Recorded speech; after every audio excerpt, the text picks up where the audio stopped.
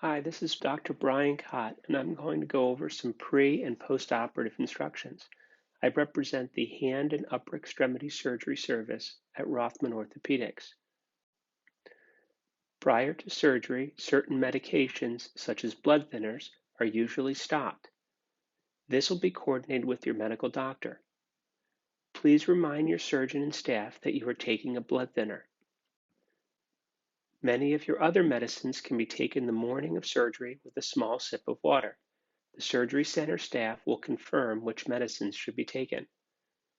The day before surgery, the surgical facility will call you the day before in the afternoon and tell you what time to arrive to the facility. Prior to arrival, nothing to eat or drink after midnight, if surgery involves any anesthesia other than local only. If you are having local only, you may eat as tolerated. Normally scheduled medications are allowed with small sips of water. On the day of surgery, make sure to shower and wash the surgical area well with soap and water to decrease the chance of infection. Wear loose-fitting clothing to the surgery center. After checking in, you will change into a gown. You will receive an IV if undergoing anesthesia. You may receive a nerve block in the pre-op area if this is part of your procedure. You may also receive local anesthetic in the preoperative area. In the operating room, there'll be several personnel. In addition to the surgeon, there will be nurses, surgical techs, assisting doctors, and the anesthesia team. You will be sedated if you are having anesthesia once you come into the operating room. Your arm will be cleaned with an antiseptic wash. Drapes will be placed around you. After surgery, you will go to the recovery room. If you were asleep for the surgery and had anesthesia, you'll be in the recovery room for at least 45 minutes. If you do not have anesthesia, you will be able to leave almost immediately. Your family will receive a phone call or a direct visit from the surgeon once you are taken to the recovery room.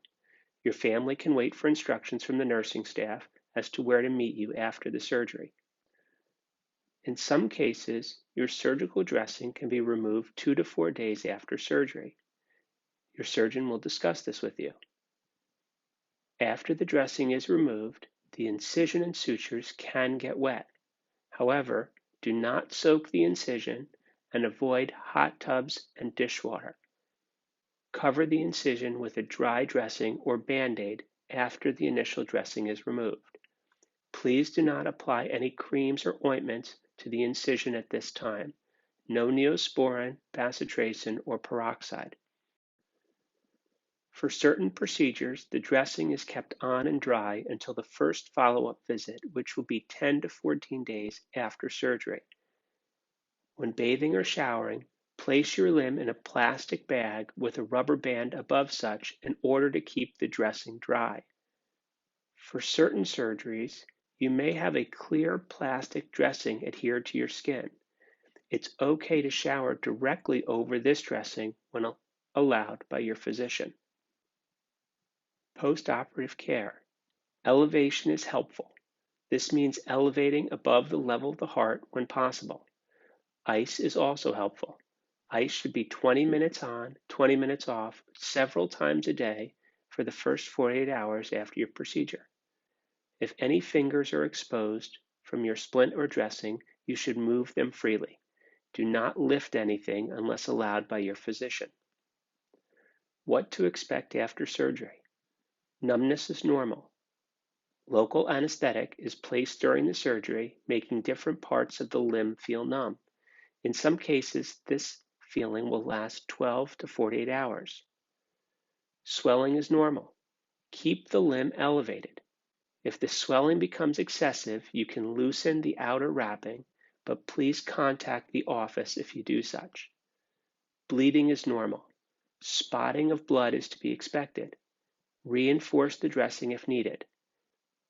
If the bleeding becomes excessive, please contact the office. You may continue and resume your normal medications after surgery.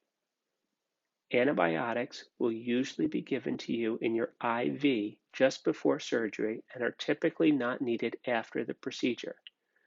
Prescription pain medication may be given with instructions to take as needed for pain. Some pain after the surgery is to be expected. Please check with your physician when blood thinners can be restarted. There are numerous painkillers that can be given. Painkillers also can be called opioids. Percocet or Roxicet is oxycodone plus Tylenol. Vicodin, also called Norco, is hydrocodone and Tylenol. Tylenol number 3 contains codeine and Tylenol, and Ultram is also called Tramadol. Opioids are effective and commonly given after surgeries. However, they have less desirable qualities as well. Nausea and vomiting, constipation, itchiness, and addiction can all occur.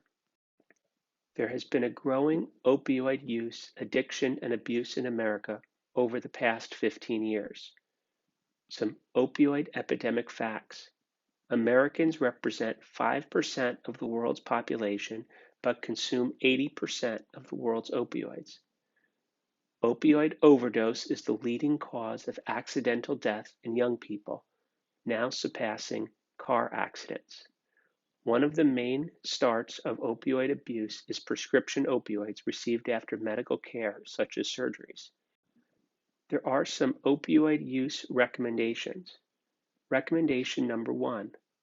Medications such as Tylenol, Advil, and Motrin should be considered your primary pain medicine and should be used before using your opioid prescription pills. Opioid pills should be considered secondary medication and only used for spikes in pain. Apply ice to painful areas and elevate the limb. Recommendation number 2. You will be prescribed only a few opioid pills. Most patients will not need more than 10 opioid pills after surgery. Although it's uncommon to need a refill, if you do need a refill, please call the office. Recommendation number 3. Based on our experience and research, patients should not need to be taking prescribed opioids beyond 2 to 3 days after surgery. Recommendation number 4. Do not mix your opioids with other prescription pain medications. It is, however, safe to combine with Tylenol, Motrin, Advil. Do not drink alcohol while you are taking your opioids. Do not drive a car or operate heavy machinery while taking opioids. Reactions are common with opioids, including sleepiness, nausea, constipation, and itchiness. If you have a reaction after taking your opioids, stop taking them. If you develop constipation, take an over-the-counter stool softener such as Colace and stay hydrated. Unless otherwise stated, we would like to see you back in the office 9 to 14 days after the procedure for a checkup and removal of any sutures if necessary. Ideally, you should have your postoperative appointment already set up prior to your surgery. Contact information for the office will be provided with your discharge paperwork. At your first follow-up appointment after surgery, you should expect to review your surgery and imaging, review your restrictions, have your sutures removed, begin physical therapy when necessary. Please call the office if you experience increasing pain despite opioid medications, drainage from the wound for multiple days, increasing redness at the surgery site, a fever greater than 101.4 that does not go down with Tylenol. Thank you for entrusting your care with us.